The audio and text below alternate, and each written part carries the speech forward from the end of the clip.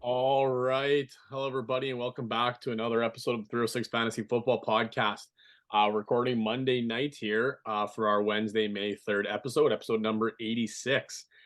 We are fresh coming back off of the NFL draft here. The players we've been talking about here for the last about a month and change finally found some homes, and it gives us a little bit more to talk about. So we're going to be going over a quick question today, a little bit of the draft talk. We got a little bit of news and insiders and headliners to talk about, and then we're going to dive into a rookie draft.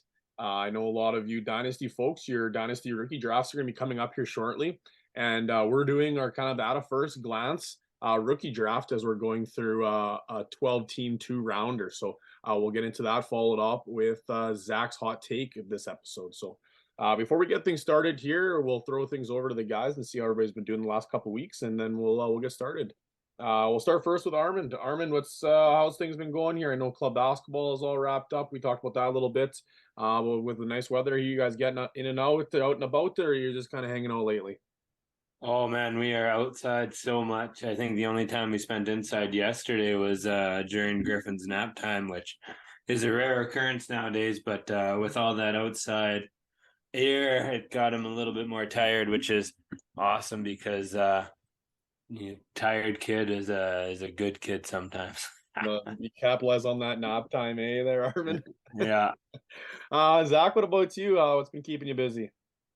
Well, this weekend, I think Armin and I had very, very different lives. I think the only time I was outside for I guess Thursday and Friday was to grab the takeout that I ordered while I was watching the draft. So, uh, still favorite time of the year watching the draft. So I had a good time. You know, I watched the draft over playoff hockey and basketball on Thursday night. Yeah, Thursday night for sure I was dialed in, but Friday I still watching the draft. As soon as playoff hockey came on, I was a little bit preoccupied, but very much playoff hockey on TV and NFL draft Twitter was on the phone. It was definitely a two-screen weekend, that's for sure. But uh, yeah, actually, for the last time we recorded, we kind of hinted at it was going to come in, but my wife and I, we had our firstborn. It was a week early, so we've had it was nice timing that me and my wife got to sit and watch the draft and kind of just hang out and relax and take care of a child. So we weren't kind of going crazy, but a little bit of downtime while he's sleeping. It's easy to sit on the couch and watch TV, and just perfectly timed that it happened in the NFL draft. So we're going strong. Things are happening. Not a lot of sleep, but things are good. But always happy to take a few minutes to obviously talk a little bit about fantasy football here, and like I said, recap the NFL draft. So we're gonna start off here. I just got some news actually. A Yeah, little go bit ahead. of sad news.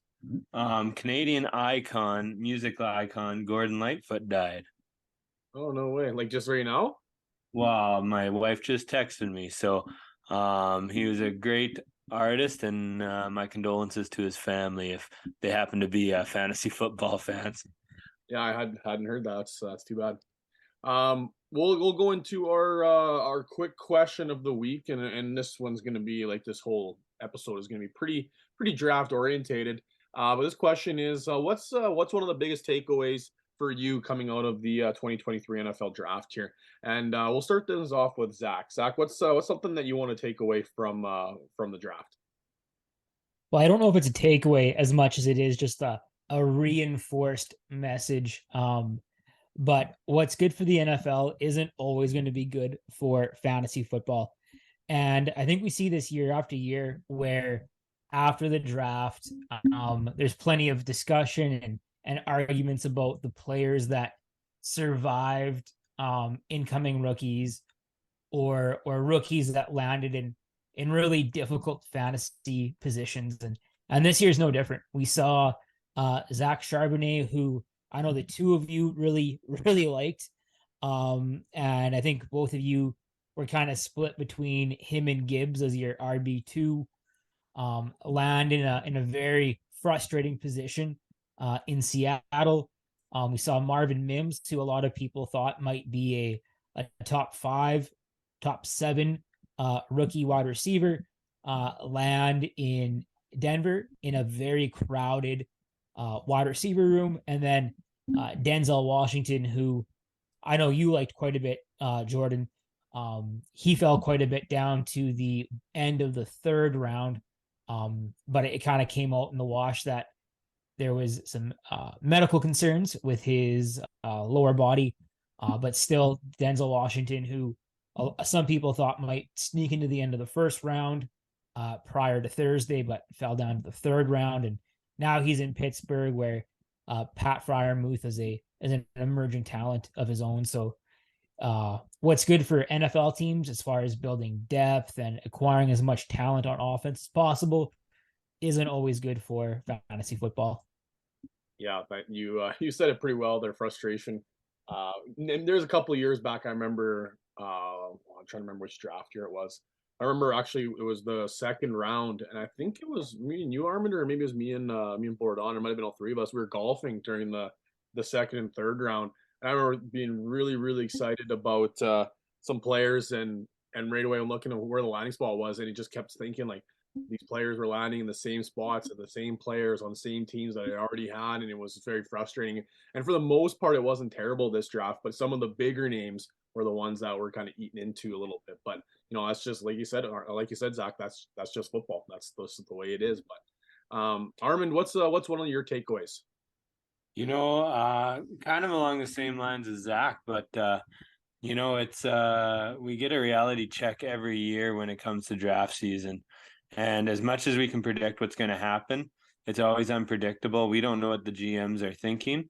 They can be creative as us and as fantasy football players trying to figure out who should go where and where the best fits are and stuff.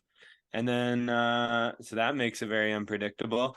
And then some of them are just utterly uncreative, where we think they might be making a grand scheme or something.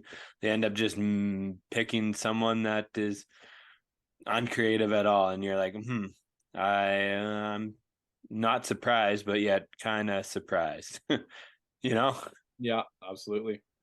My takeaway is actually I have quite a few takeaways. I'm saving a couple of them for some hot takes, but the Detroit Lions are swinging for the fences. Like if you watched their draft, there was a lot of head scratcher moments where teams thought maybe, or a lot of fans, or people watching the draft thought they were reaching for a lot of players. And obviously, watching the reports that come out after that, there's a lot of teams very interested in certain players at certain spots. So if you didn't take your shots, you weren't going to get these players, kind of thing. And I was reading interesting tweets where if you kind of took some of the players that were sliding, like Branch, that they ended up getting in the second, where if you put him as their first and then you kind of move some of the players around, everybody, oh, that's an unreal draft. You're capitalizing on value. But just because they jumped on a player at a certain moment, that it was a terrible draft. And, it was an interesting draft, and it took time for me to think about it and see the players and fit in the holes. And I was actually, relatively excited about the draft they had. But there's big moves that they made that are either going to set this organization incredibly forward for years to come, or going to set them back and possibly get some of the head office people fired down the road. Like one of the ones I was looking at was Swift, and obviously as fantasy football people, we know what Swift's capable of. He's a high aspect prospect that could be even before I guess this season would have costed you a ton to get, and it would have been a lot of draft capital or young prospects. But to let him go for a seventh round swap and a fourth round pick next year, which is most likely going to be a compensatory pick if Swift walks in free agency, it'll be probably a fourth round pick, which is what the Eagles would get back. So Eagles are essentially getting Swift for free, and to let Swift walk, you have the talent, and you replace him with Gibbs as a first round pick. These are big moves that easily can backfire on teams or can set you forward big time. So one of my biggest takeaways was just like it kind of takes a little bit of what Zach's saying and moving the needle a little bit too, but that's sometimes the way football does things isn't always the way the mock drafts go, the what we have in our mind. Like we have these prospects that we really really like, and then they'll slide down boards and everybody's like, oh, maybe they're not as good as we thought they were, or maybe the NFL's not as high as they were. The same thing as even NFL, they get it wrong or they get it right lots, and you have to take those gambles. And I'm happy that there's some teams that are willing to take those gambles and not do the safe draft and take just a chalky pick that's a very average player, but mock drafts or prospect rankings have them in that spot. So it was very boomer bust for my home team, and I've been asked a lot on what I think about how the draft went, and for the most part, I'm actually I gotta say I'm pretty happy with the players we got. Yeah, do I think some of them will reach us a little bit? Sure, but I was overall I was happy with the draft. Moving into some insiders and headliners here, we got a couple things to talk about. I've just been handed an urgent and horrifying news story.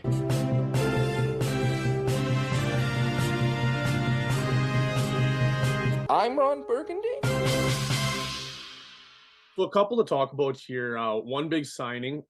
This one happened, I think it was about hours before the NFL draft started. But Lamar Jackson has officially signed his 5-year deal with the Ravens, and we put this one out on the on social media a little bit before the draft there, and got this news out there because we weren't going to be recording for I guess the episode wasn't going to drop for about a week after the signing. But the whole saga, the Lamar Jackson, is he going to stay? Is he going to franchise tag him? Is he going to play on the franchise tag? Is he going to hold out? Is somebody going to offer an offer sheet? Or are they going to match the offer sheet, etc.? All this whole hoopla about Lamar Jackson has come to conclusion. He's going to be sticking around with the Ravens for 5 more years, and those assets that were up in limbo. Obviously recently signed Odell Beckham Jr., Mark Andrews, now signing are the draft pick of Zay Flowers. You have these players that now there's a little bit more consistency, a little sturdy aspect to their fantasy values moving forward. So that's a big one. Obviously, the Lamar Jackson signing,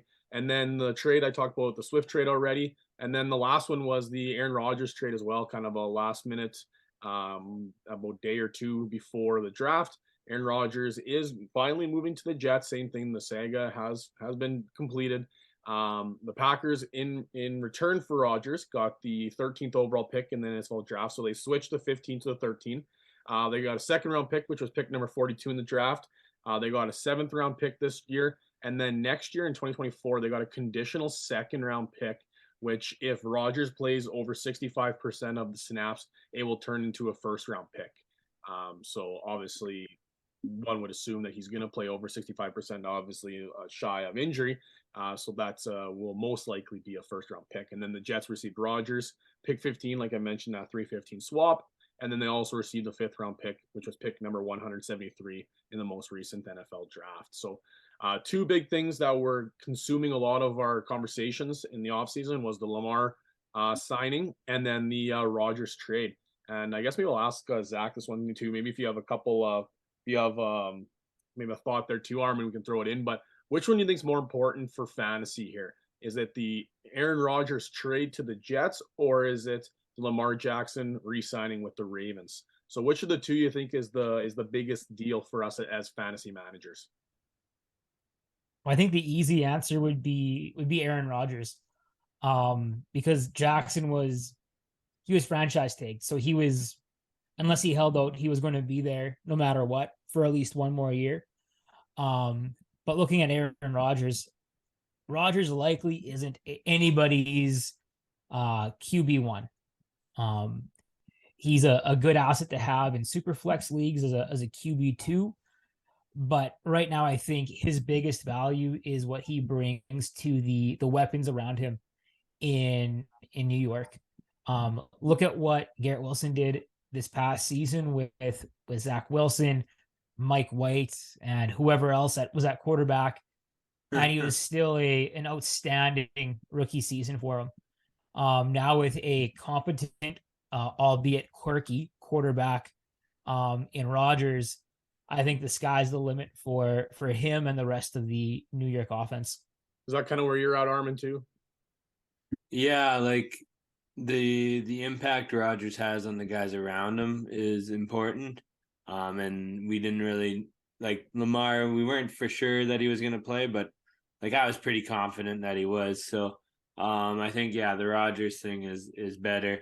And also you think about it too, like the weapons Rodgers had around him last year compared to what he's going to have this year with the Jets, extremely better, huge upgrade. So not only is Rodgers getting an upgrade at players, but also the players around him are getting an upgrade. It's a win-win on both sides for the Jets and Rodgers kind of thing. For sure. Before we get into our rookie draft here, So wanted to say a quick shout out to our sponsor that we had for our Super Bowl party, Fresh Air Experience. I know we talked about them on the podcast a couple episodes ago, but with this sunny weather's looking nice, lots of sun, lots of heat. I think it was like 22 degrees today in Prince Albert. It was gorgeous as could be. We're getting the itch to head out to the lake. We're getting the itch to get on the bikes. We're getting the itch to do those summer activities. And no better place to find some of those summer activities necessities than Fresh Air Experience. Whether it be camping gear, whether it be a tune-up on your bike, whether you need to buy a new bike. And we're all three very big disc golf guys. Then you can head down there and get yourself some discs or disc golf, clothing, and you name it. It's that time of year. And there's no place better to do it here in Prince Albert than Fresh Air Experience. So find your way down there as the weather gets nice and you want to get out there and do those activities. They'll get you set up and whatever it is. You know, I know myself and my wife both got bikes down there. We've all got disc golf stuff from down there.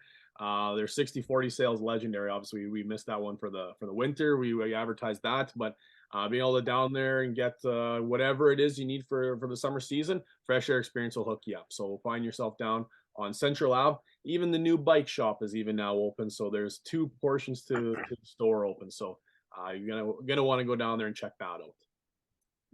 Now let's do let's do our rookie draft here. For those of you at home, we kept this one pretty simple. Like we could have went super flex or tight end premium or whatever have you in some of your home leagues, but just for some consistency's sake, we kept this one easy. We're going 12 teams, 2 rounds, a single quarterback, half point PPR. That's kind of our standard here for the podcast.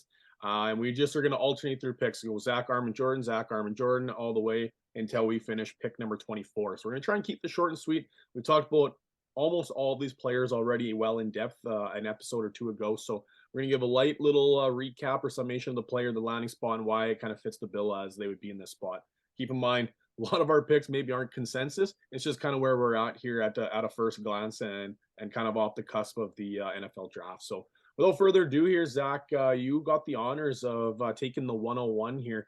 And I imagine most people listening at home, and it's no shock to see that this one might not be a difficult pick, eh, Zach? Yeah, this is the pick that if you had the 101, you've probably had this in your queue since the end of the season. I'm taking Bijan Robinson, running back for the Atlanta Falcons. Even with Tyler Algier there, Bijan's the guy. He is the hands down favorite right now, I think, for offensive rookie of the year. Most redraft leagues, you'll probably see Robinson late first round, early second round. So this makes all the sense in the world in your rookie draft. I think he will be the consensus 101, regardless of the type of league you play, super flex or 1 QB league. And this one was the easiest pick that anybody can make. Armand on the clock, 102, and this is where things get a little bit interesting. I know there was names that were consideration pre-draft, whether it be Jahmyr Gibbs, Jackson Smith and Jigba. Some people even had Addison in the mix. There was, like we had talked about too, Zach Charbonnet based on possible landing spot. Draft settled here. You're on the clock, 102. Where are you going with this pick, Armin? All right. First off, I want to say rip Algier because I have him in multiple dynasty leagues. My pick though at the 102 on landing spot plus the trade that happened right after the draft made this one easy slam dunk for me. Along with landing spots of other guys, I went with Jahmyr Gibbs here. He's a really good out of the backfield or catching out of the backfield back. He was drafted 112 by the Lions, so the investment in him, along with that trade of Swift, showing that even a bigger commitment to him is huge, and it was a huge surprise to I think all 3 of us when we saw this happen. But I said it before, and I'll say it again. He's Walker light, like he's not quite as big as Walker, but he moves like him, and he can catch out of the backfield, and he should be flying up the draft boards for fantasy this season. Great landing spot with Atlanta, and actually almost argue, well, probably a better landing spot than Bijan got even, because that Detroit offense is, and this is the first time I've ever said it, a good offense. I'll take it. Whereas that Atlanta offense is not the greatest, but at least Bijan will get a lot of touches with it being a running heavy offense. But and I'm not a huge fan of Monty. That's all that's left for Gibbs's competition. I think Monty's a bum, to be honest, and Gibbs should have no trouble dominating the backfield touches in Detroit. I'm thinking. I'm not going to talk on every single draft pick here, but this is a fun one. I was watching most of the draft and a lot of draft Twitter and stuff like that, and articles reading after. And there were some fun things that we're talking about the Detroit offense of him lining up in the backfield and then motioning out into the slot, because for him, like there's very few. I guess there's a couple running backs that come to mind that are as good catching a prospect as he is, where like he can catch just as good as some wide receivers are going to put out in the slot. So it can be a lot of fun to put dual backs back there. You know, Montgomery on one side, him on the other, motion him out, and you can do a lot of fun things. Or motioning him out to onto the slot, and then you run that almost like a lead with him, or you can release him off the lead. And it's just, I was looking at some mock type plays that Detroit can be looking at, especially with that run first offense and everything's kind of coming off layers and play action. There can be a lot of fun with Gibbs. So I'm excited about that pick. And like I said, I'm not going to talk about every single pick, but that's just one that I had some 2 cents to talk about, because I've been diving deep in the old Jahmyr Gibbs possibilities here for I'm just praying that he falls to me at 103 in our LML draft, or that I can get the 102 somehow. It's pretty likely, I think, because it's going to be between Gibbs and Smith and Jigba, who goes 102, 103, in my opinion, post draft. And that's kind of where we're at here too. You went 102 with Gibbs, and I'm going 103 with Jigba, and that my 103 was easy. It was, who was I going to get, 1 or 2? Like that's kind of where we were at, based on everything that's happened, the landing spots. And for those of you that are unaware, Smith and Jigba went to Seattle, which is like, okay, this is Tyler Lockett 2.0, just better. He's better than Tyler Lockett. And thinking, oh, this is a tough one. Like they have the running game. They have a really good running back. They took another really good running back. DK Metcalf is a really good wide receiver. Lockett's been sneaky good for the last 5-6 years. Well, why would they want Jigba? But I'm expecting this to be the last season for Tyler Lockett in Seattle. I can see them going to a lot more three wide receiver sets. They've been trying to do it quite a bit in the last couple of years. When you look at like the addition of Dwayne Eskridge, was that last 2 years ago? Correctly, 2 years ago, I think. There's names that people were excited about that they're adding that just never stepped up to the plate and were not that addition. So they never had the capability to go into these 3 wide receiver sets. And obviously with Njigba coming in, he could take over Lockett almost day one. We see he's very pro ready and he has that really high prospect floor. But then when they move on from him, the sky's the limit for him in his second year breakout season. So even if he has a little bit of a down year, I wouldn't be too stressed about Njigba, just because we know what that capability is. We know what that floor is. We talked about him at length in the previous episodes. It's just now we are waiting a landing spot. And I actually think this is a pretty decent landing spot for him. Not that Lockett will be his competition and he will surpass Lockett, but I do expect Seattle to go into more 3 wide receiver sets this upcoming season. 104 on the clock here, Zach. I think this is kind of where the rubber hits the road for most drafts. I would say the top 3 are kind of solidified in whatever order, obviously Robinson, and then we talk about the next 2. But 104 is kind of where the draft could go many different avenues, and where you're taking us at 104. Yeah, I think you could argue that the first 3 picks are a tier of their own. Those guys are probably safe bets to go 1, 2, 3 in whatever order. And then, yeah, at 104, kind of like player's choice. I went with Jordan Addison, who is wide receiver for the Minnesota Vikings. Addison has a high college pedigree where he succeeded in 2 systems, and he will potentially replace or exceed the role of Adam Thielen, who is now with the Panthers. And for the rookie season, it's hard to argue that Addison isn't in the best spot of any rookie wide receiver. Of course, he's kind of capped at what he can do with Jefferson ahead of him, but he has a easy pathway to wide receiver 2 production with very little competition to go against them. And he's paired with a very competent quarterback that will meet Addison's skill set. Addison is going to do his work near the line of scrimmage, and across the middle. And I think that is likely what Kirk Cousins does best. So for me, this was a pretty easy pick. And I could argue that the first 4 picks are a tier of their own, given this landing spot for Addison. Yeah, I agree completely with you there, Zach. I really like the landing spot, and obviously I've talked at length how much I like the prospect. Armin, 105 on the clock here. Where are you going?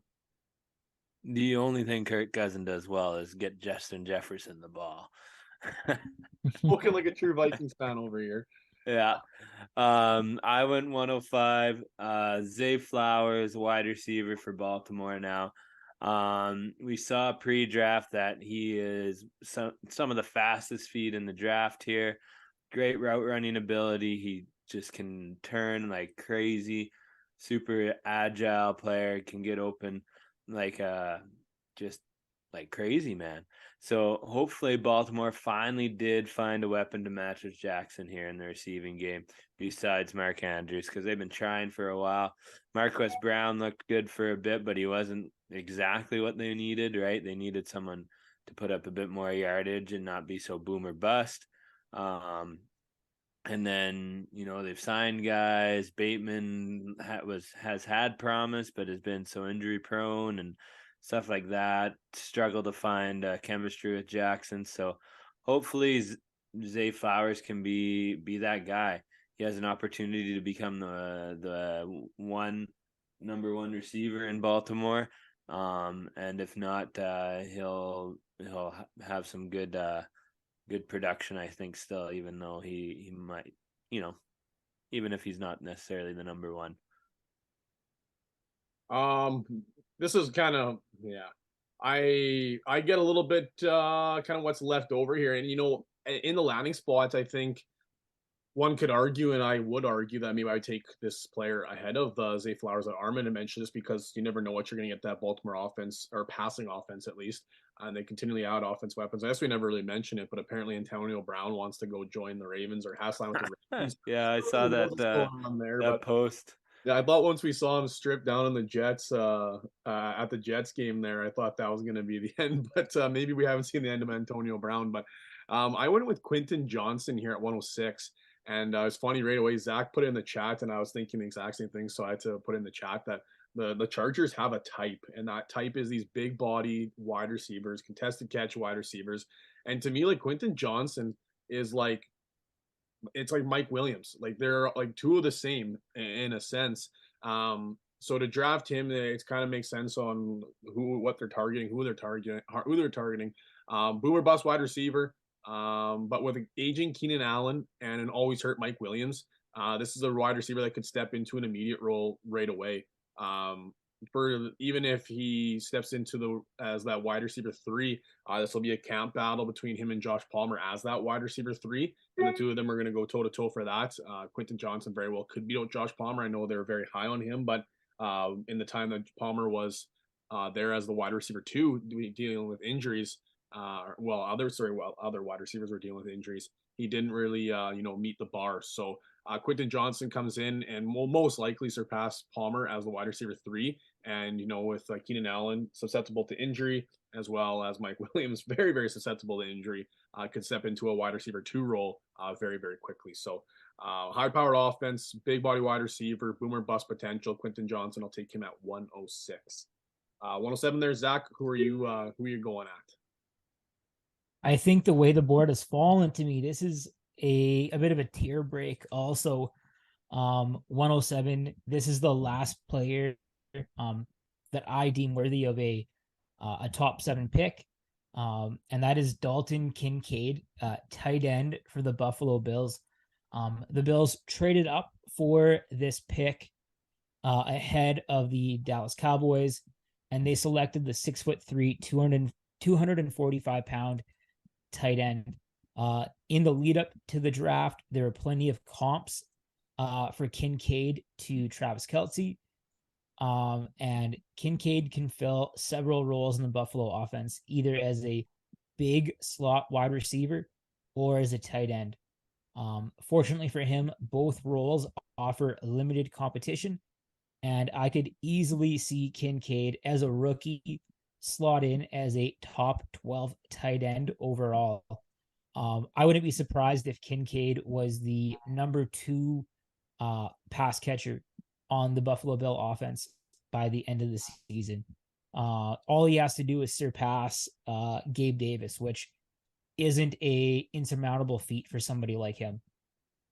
He was a guy that we were all pretty excited about pre-draft, and you couldn't have picked a better landing spot. I think if you went down to for tight end landing spots, it was really much between like Buffalo and Cincinnati. I think were probably two of the best landing spots, and if not, I think Buffalo was literally the best landing spot. So this one's going to be a lot of fun to watch.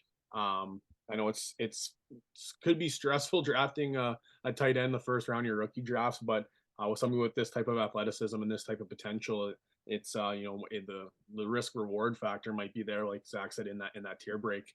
And like, look at the sorry to cut you off. Look at the next 2 picks that we're going to have here. I think the next 2 picks really highlight that tier break, because after like the next 2 picks are, not to spoil the show or nothing, but they're going to be quarterbacks, and then after that it's guys that were like maybe not, splitting roles, having to wait for a year or two. So I think Kincaid is going to be somebody that near the back end of drafts will be hotly contested. Yeah, and that, Zach, leading into my 108 here is kind of what I was going to say as I lead up to it, was looking at the RBs, wide receivers, tight ends that are left. There was nobody that's in like this guaranteed starting position. So then I ended up deciding on going Anthony Richard, QB from Indianapolis now at the 108 tier. He's probably going to be the starter day one, if not win it by partway through the season. And if Anthony Richards, he's got a lot to develop yet, but if he hits, he is going to hit hard and high, and it's going to be that positional advantage that everybody's looking at for in the QB spot in fantasy. So when he hits, you can either, if you believe he's going to sustain that fantasy value for a long time, you can keep him and not have to worry about your Q position hopefully for a while. Maybe trade away the Q, your second backup QB that you probably have in a single QB league after you draft him, or after he hits, you trade him for a king's ransom hopefully, and somebody bites on that unicorn QB. He's huge. He's as big as Derrick Henry and can run faster than him and throws the ball. Like it's ridiculous what is possible when you think about it. It's just whether or not he is able to put it all together at the NFL level. It's a high risk, high reward pick, kind of the same as what Indianapolis took him at 104. It's high risk, high reward. Swing for the fences, man. Might as well. Yeah. I'm following that up with another quarterback, and most people think, oh, Bryce Young, he's the 101. But in fantasy football, I'm not going to take, a good but average quarterback in the first round. I'm going to take somebody that I am swinging for the fences and has that high ceiling. And we talked about it, that I think CJ Stroud has a significantly higher ceiling than what Bryce Young has. I think Bryce Young's gonna be a very good NFL quarterback. I just don't know if he has that high ceiling for what fantasy football we're gonna need. And I do think that CJ Stroud has that possibility. There's a tier gap of where I'm like, do I want to take Charbonnet? That's a high talent, but in a bad spot. What do I want to do here? But Houston, we didn't mention that John Mechie has officially been cleared for all cancer, so we should see him coming back this season. Who was a good draft pick from Houston last year. But I think CJ Stroud is put into a situation that he is going to have every opportunity to succeed. We've seen him been able to throw on the run very, very well. And if he can continue doing that, getting out of the pocket and scrambling, I mean, obviously I'm comparing to Mahomes, that's a tall task. But we're seeing what Mahomes is capable of doing with rushing platform. When he rolls out there, they have to be true to the throw because he's so good throwing on the run. But then he just scampers for 10 yards just at will. And if that's something that CJ Stroud can continue to develop and continue to capitalize on, he's going to be a very, very good fantasy asset with a high ceiling. So I'm swinging for the fences here in that tier break with a quarterback. Obviously, this will be a little bit more of an important move with a QB needy team. But I do like Stroud a lot, and I'm willing to swing for the fences. Zach, 110. Where are you taking things? Yeah, so this is where for me it gets really, really difficult to project the rest of the draft, and I decided to go with Devin Achane. I believe that is how you pronounce his last name. Running back for the Miami Dolphins. He is 5'9", 185 pounds, and at that size, history is against him. But he does bring a unique speed to the field, and he will fit right in with the rest of the speedsters in Miami. He ran a 4.32 40-yard dash at the combine. This weekend, he received day 2 draft capital, which has been a historical indicator for running back success. Oftentimes, the running backs that get draft capital on day 1 or day 2 have, for obvious reasons, outproduced the running backs that have gone day 3. Outside of Robinson and Gibbs, I think that Achane has the easiest path to a consistent workload year 1, even if he isn't a high volume running back. Right now, Miami has the likes of Raheem Mostert, and geez, I can't even remember the Jeff other Wilson. guy. Yeah, Jeff Wilson. So not exactly either player that you're putting a lot of faith in, and Achane similar enough to both of those guys. But with that draft capital, I do believe he'll be given every opportunity to succeed. I don't think he's going to be a high volume running back. He only had just over 225 touches last year. But 30 odd of those were receptions. So he can catch the ball out of the backfield. Now, this one was one where we were hoping, like, Jahmyr Gibbs, please go to Miami. Zach Charbonnet, please go to Miami. Like, this was a premier landing spot for a running back. High moving offense. There's a lot of possibility here with a lot of meat on the bone with, like you mentioned, the running back names that are very aging and injury prone. There is a high possibility here. So this was a name that we didn't have necessarily in our top 5 on the boards before the draft, but is definitely going to be in the top 5 of your rookie boards because of draft capital. I think you said that really well, Zach. Okay, Armin, take us away here with your 111 pick. All right. Well, seen him fall down the draft far enough, but I got to go with Zach Charbonnet now. Like we said before, I love the player, hate the landing spot, but one injury to Kenneth Walker could provide extreme upside because we all know Seattle loves to run the ball. They like to have a balanced attack.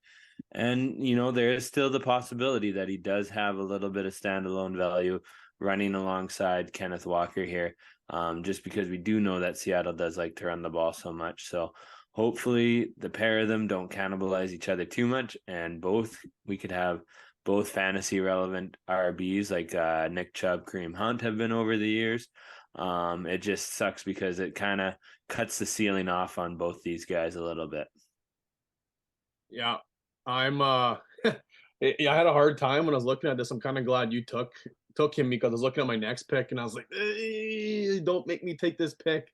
I ended up going with Kendre Miller here from TCU, weighing at 5'11", 215, age 20.9. He is a very, very good back coming in from TCU. Played 14 games, 224 attempts, and just 1 yard shy of 1,400 yards, and 17 touchdowns for TCU. And the reason I really like Kendre Miller is he's got some standalone value, but obviously with the suspension looming, I think there's an opportunity that he can boom here quick. And you know what, like Zach, we were talking about in the group chat, there's a chance that Alvin Kamara might come back with no starting position because he has surpassed everybody in the running back room. I know we talked about that we like the Williams signing, obviously coming from Detroit with a huge touchdown year, but I think this would be a great opportunity for him to run. He only had 16 receptions last season for 116 yards, which is a bit of an issue, but I do like Miller and I do like the landing spot in New Orleans. Moving on. Thanks for sorry. Thanks for giving me credit for that take, but I think that was Armand that Oh. noted Kamara might come back to a reserve role. Yeah, So that was me. it Yeah, was we've seen a step less in Kamara lately. So it was an RB take. I should have assumed it was Armand. That's Armand Butter Zone right there. Next pick here on the clock. We're moving into the second round at the 201 position. Zach, let's hear who you got. So continuing the recent trend of just trying to find players in good spots here. 201, I am taking tight end Sam Laporta of your Detroit Lions. Laporta is 6'3", 245 pounds. I view him as a well-rounded tight end on a team with very little competition at that tight end spot. Think how many times last year you would get a sleeper notification saying that Brock Wright or I think Scott Zylstra scored a touchdown, especially after Hawkinson left. So we're looking at Laporta, who ran a blazing 4.59 at the combine. He's a talented runner with the ball in his hands, and he's really good at catching the ball downfield in contested catch situations. I could see a situation where he could post a similar stat line to Pat Fryermuth rookie season from 2 years ago with 60 receptions and 500 yards as a rookie. It's funny because they come from the same university, but he has a very much potential to be like a George Kittle. Like his after the catch paralysis is unbelievable, and that's one of the things that was super intriguing and why this is like super good landing spot. Like it's coming back again to talk about, it's the play action, the ball in hand, and upfield, especially those layers and the misdirection and how many targets that tight ends got in the red zone, like you mentioned. This is a sneaky pick, and for those of you listening at home, I don't know if this is going to be your standard second tight end off the draft board, just because of the hype that Kincaid and Myers both got leading up to the draft. I can see him falling maybe even to the middle second, but this is a really sneaky pick for you to pay attention, especially if you're tight end needy. If you're not willing to give up that middle first round draft capital for Kincaid, you might be able to wait and get Laporta later on because hot takey here. I think Laporta is going to finish as the number one tight end in the rookie season here. So this is a sneaky pick. I was actually a little bit choked that you stole that one from us, Zach. But, Armand, you're leading us. You're 202. Who are you taking on this one? All right, at 202, I went Michael Mayer, tight end for Las Vegas now. Zach taking two tight ends off the board early in a rookie dynasty draft here. Bold, but you gotta love it because there's talent at the tight end position this year, and I didn't want to miss out at this point. So, and you got to feel like the person who would be in this position after seeing two tight ends go, you start a little bit of a run here, and you got to take the third one before you get left out of the tight end market in this draft. So I like the landing spot of Las Vegas. Honestly, he's not already slotted in. ESPN has Austin Hooper still in front of him, but you got to think Las Vegas, all these tight ends that are in their locker room now are new to the team this year. There's no returning. None of those guys are returning out of OJ Howard, Mayer, and Hooper. So it's competition right from day one for the starting tight end position in Las Vegas. And we know they use it based on Waller's production over the last few years. So whoever wins it is going to be a good fantasy asset. And hopefully you're drafting Mayer as that guy. And if he doesn't win it in his first year, tight ends take a little bit of time to develop. He's like a fine wine, and you're going to get a good tight end eventually. I'm on the board here, and this one's a bit of a reach for most people, but I think this landing spot is sneaky, and I like the potential. And I'm taking the backup or the second running back in Texas. If you're not familiar to Bijan Robinson tape, the second running back is Roschon Johnson, and he was a senior coming out of Texas. And obviously, very much behind Bijan Robinson, a generational talent. But from all the stuff I watched, I really liked Roschon Johnson and what he put on the field. Played 13 games, 93 attempts for 554 yards. Still ended up getting 5 touchdowns, 14 receptions for 128 yards. So not a ton of receiving work, but I do think he's a capability to step in as the RB1 on a decent football team. Chicago's offense was clicking in all cylinders, obviously mostly rushing from the quarterback position. But this was a team that we thought was going to make a big splashy either running back acquisition from free agency or in the draft, and they did neither. So right now it's basically him and the name's escaping me here. I got a couple shares of him in Dynasty, but the name's escaping me right now. Herbert. Thank you, Khalil Herbert, and I do like Herbert, but the door's wide open for somebody to just step in and take that role. So I do like Johnson here, and that's why I ended up kind of taking a bit of a reach for him at the 203 position. 204, Zach. This is the one where I really contemplated taking this player over Johnson, but I thought maybe you would slide down a little bit further if just out of greed, but you jumped all over him here. So 204, you're on the board. I thought he would slide too. Let the record show. I contemplated taking this player at 201 instead of Laporta, but I thought Laporta had just too good of a landing spot to pass up. And this player at 204 is Jonathan Mingo, wide receiver for the Carolina Panthers. Mingo has ascended significantly over the past several weeks, and he really started to pick up steam at the beginning of April, as far as what the media and draft Twitter was talking about him. Mingo stands at 6'2", 215 pounds, so quite an imposing target, and somebody that's quite a bit different than what most of the receivers this year offer in size. The downside here for Mingo, I guess, is drafting him is more of an investment. It's likely that there'll be several rookie receivers that perform better than him this season. But I think as him and Young grow together, he could ascend to near the top of this class in a year or two. Right now, there are players like DJ Chark, Adam Thielen, even like a Terrence Marshall ahead of him. And I don't know what the opportunities will look like for him as a rookie. But I think give it a year, give it 2 years. If everything breaks his way, he might be one of the top receivers from this draft class. I wouldn't sell him too short in the fact that like there is still the possibility he ends up the wide receiver 1 this year in Carolina, because those other guys aren't necessarily the alpha receivers that or have been alpha receivers throughout their career. I think I would agree for the most part. I would just add, or I would say that Adam Thielen and what he brings to the offense, I think is going to be very, very beneficial for Young. Yeah, especially that veteran. He's been around the block. He knows what to do to help out these young players. Armin, 205 on the clock.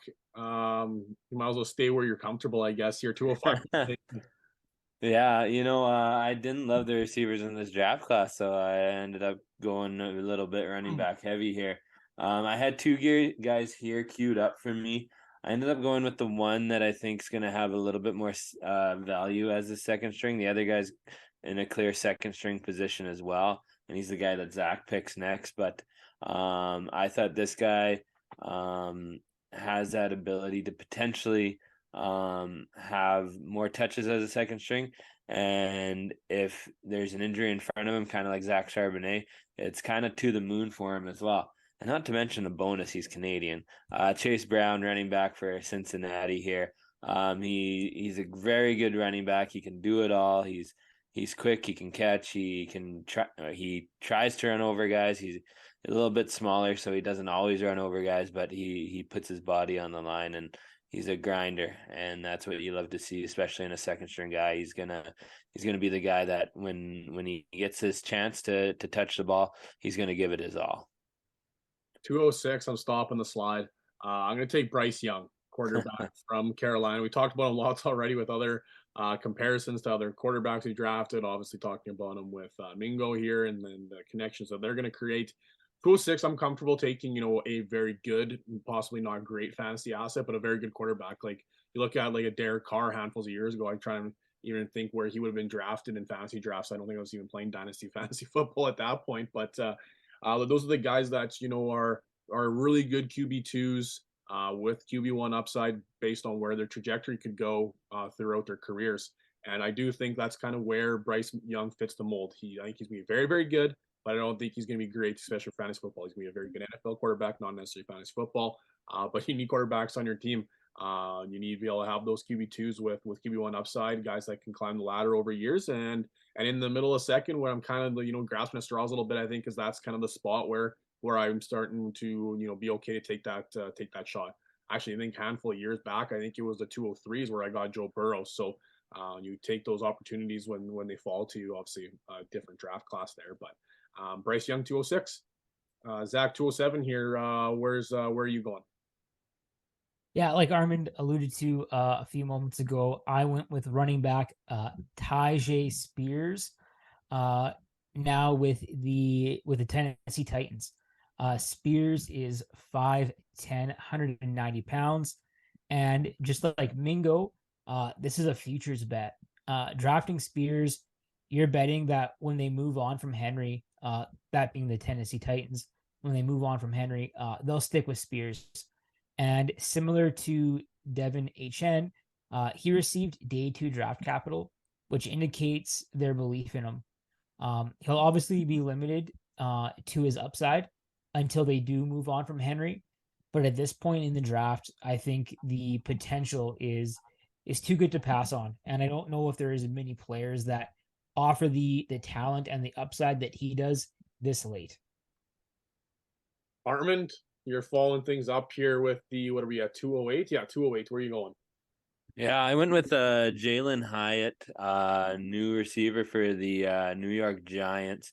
And he had a productive college career in Tennessee there. And he was a name that was getting a lot of buzz around draft time. And going with the Giants, finally started to figure it out with Daniel Jones last year.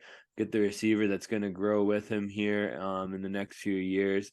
The young new toy in Jalen Hyatt here. And watching his film, I did like his film. He was a pretty good receiver. So not a lot else to say about Hyatt, to be honest.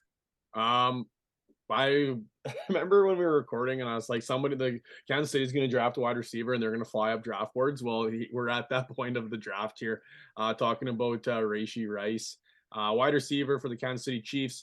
Pre-draft, wasn't incredibly high on him as we were obviously some of these other wide receivers.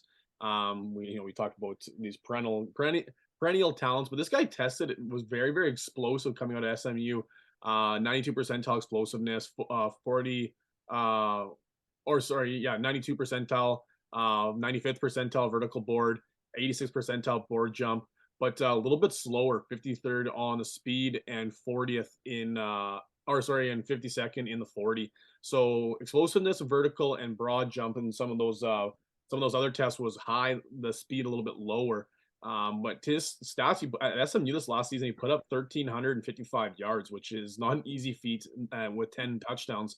So has decent numbers to go with some of that athleticism. Putting him in that Kansas City offense, this could be a lot of fun with putting in that 6'1", 204 pound wide receiver. So I'm going to take a bet on Kansas City and a bet on Patrick Mahomes with Rashee Rice.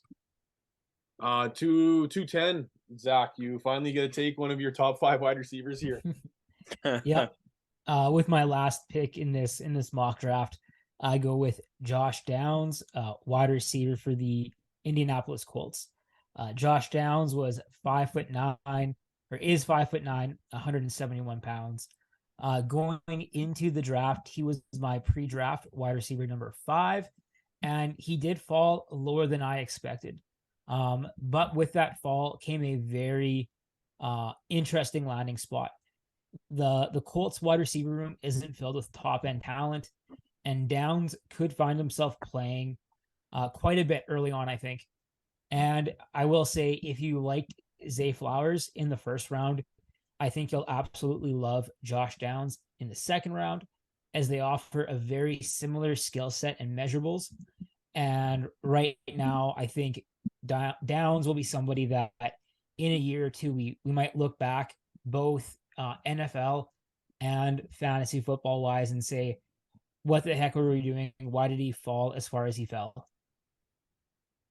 That's oh man, happens every year. It happens every year, and there's a lot of fantasy people that aren't super high on Downs. And watching tape, it's kind of like I don't know if I'm kind of seeing what they're seeing, but I think for the most part on this podcast, we were definitely high on him pre-draft, and that's not a bad landing spot. If this Richardson thing pans out, then the Josh Downs is going to pan out. That's just kind of where we're at. But Armin 211, we have 2 picks left. Where are you going at with your 211 pick? All right, with my final pick of this draft, I have to go with my guy, my dark horse, Israel Abanikanda, running back for the New York Jets now. Kind of similar to Charbonnet, where it's just like, oh my God, he ended up in just the worst situation ever behind a second-year stud RB in Breece Hall. And the difference between him and Charbonnet is at least Seattle put in the investment in Charbonnet and giving him a second-round draft capital, whereas Abanikanda is looking at round 5 draft capital, which Alvin Kamara was drafted in the 5th round at least. But so you got to just, with me picking him here, it's a guy that at this point in the draft, I just wanted to pick a guy that pre-draft I was high on, that maybe fell a little bit, and hope that the NFL ends up seeing what he can do and see what I see in him. And you never know with Breece Hall coming back from an ACL.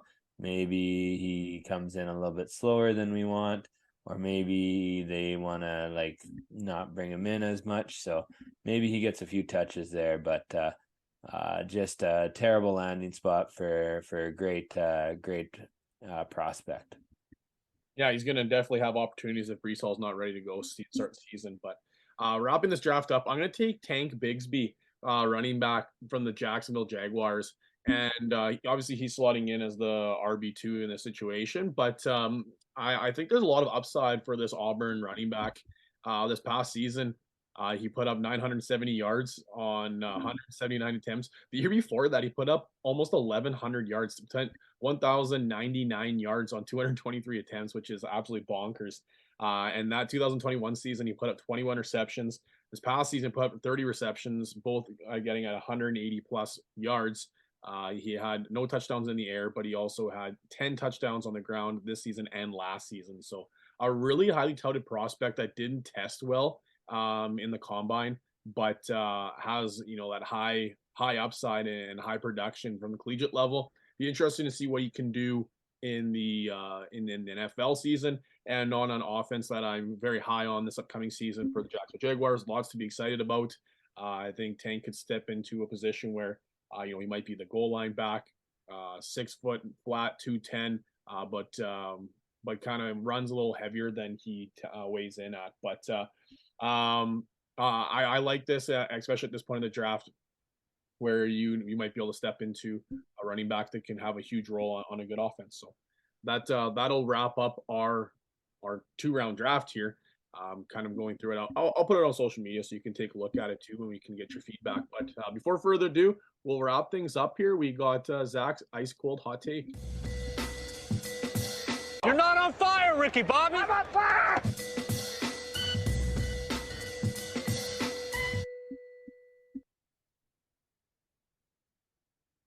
So something that we talk about quite a bit, I think, come draft season, come redraft season, that is in August and September, is how the tight end landscape is outside of the top 3, 4, 5 guys. It's so boomer bust and so inconsistent week to week. And I think that this tight end class could serve as a bit of a turning point in that discussion. I think that this tight end class could be a historically strong class, and we could see upwards of 4 rookie tight ends finishing within the top 24 this season.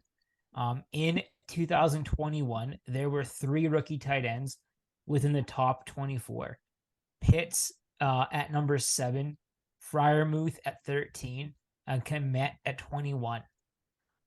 This 2023 tight end class will be led by Dalton Kincaid in Buffalo, with support from Sam Laporta in Detroit, Michael Mayers in Las Vegas, Cole Musgrave in Green Bay, and Luke Schoonmaker in Dallas.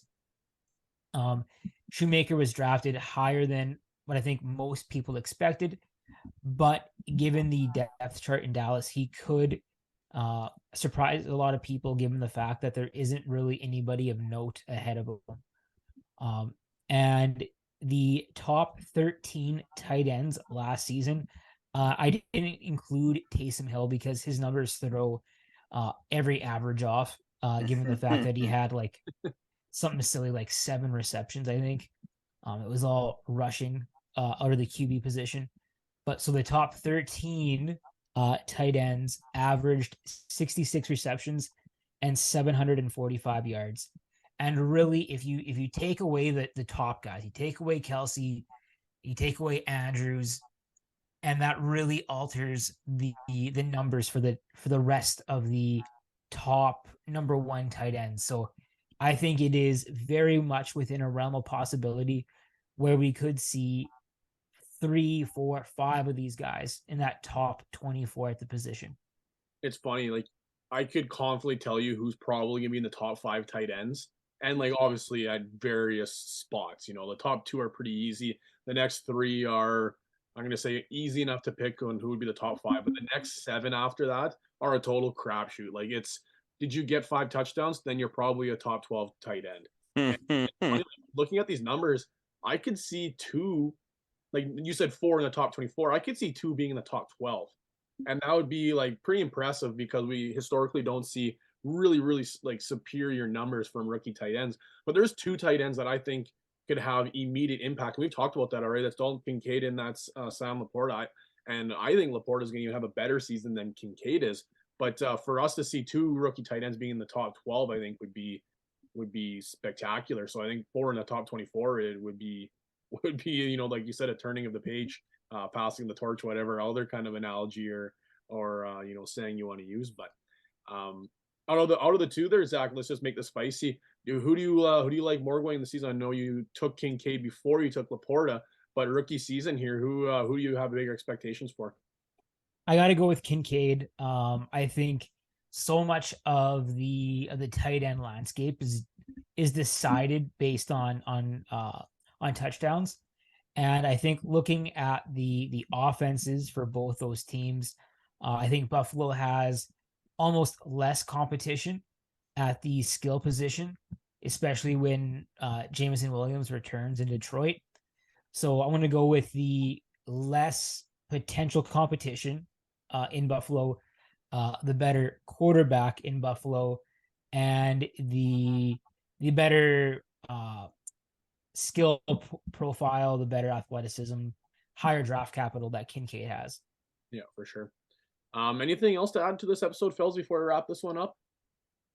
Man, I'm excited for rookie draft season here in my dynasties. With the way this mock draft went, there's a number of players that could be mixed up in a number of different spots. I'm excited to see how everything falls in the drafts because it could really be mixed up from even what we're saying today, right? So it's an exciting draft season this year compared to other ones, I think, in recent memory. All I can say is stop telling people about Sam Laporta. I want to get him mid to late second. Everybody just keep that one tight to your chest. And Mingo too. Yeah, there we go. There's a few guys we're all pretty high on this podcast, so we'll ride those ones in the sunset. Maybe we won't drop this episode until after our dynasty draft. That's gonna do it here for episode number 86 for the 306 Fantasy Football Podcast. Thanks for listening. Here, we're getting ready to turn the page away from the rookies, and we'll start getting into a little bit of the off-season fun and shenanigans that you're used to hearing here on the offseason portion of the 306 Fantasy Football Podcast. So I guess on behalf of Armin, Zach, myself, thank you very much for listening to episode number 86. See you guys in 2 weeks, episode number 87, and expect a game show and a little bit of fun on that one. So take care, everybody. Talk soon.